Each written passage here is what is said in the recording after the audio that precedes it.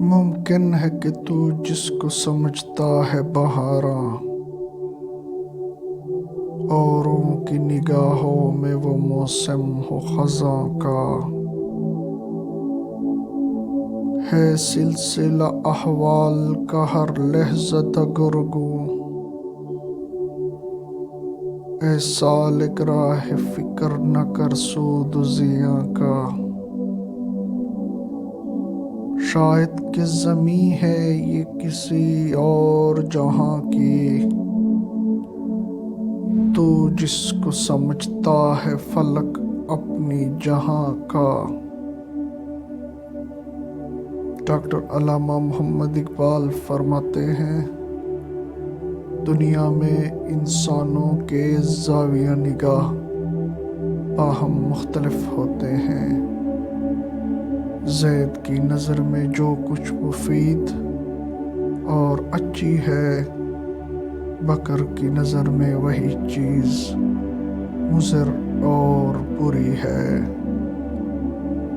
علاوہ بری، جو شے زید کے لیے مضر ہے، عین ممکن ہے کہ وہی شے بکر کے لیے مفید ہو۔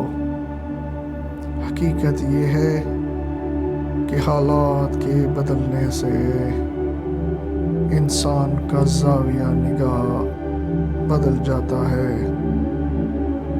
اور زاویہ نگاہ کے بدل جانے سے حالات بدل جاتے ہیں۔ لہٰذا جو بات آج موجب نقصان نظر آتی ہے، وہی بات کل باعث نفع بن جاتی ہے۔ مثلاً ایک آدمی کے مکان میں نیم کا پیڑ کھڑا ہے، وہ اسے بہت برا سمجھتا ہے، کیونکہ پتے بھی گرتے ہیں اور نیم کولیاں بھی، اور دھوپ بھی نہیں آتی۔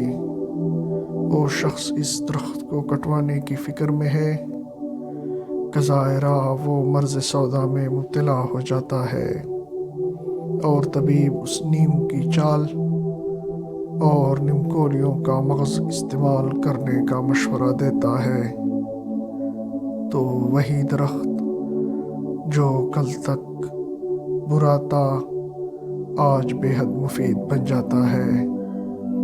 بس اسی طرح یہ سمجھو کہ تم آسمان کو اونچا سمجھتے ہو، ممکن ہے کہ اس کے اوپر کوئی اور عالم ہو، اور یہ آسمان اس عالم کے لیے بمنزلہ زمین ہو، یعنی جس سے تم اونچا سمجھتے ہو، بالائے آسمان رہنے والے اسی کو نیچا سمجھتے ہیں۔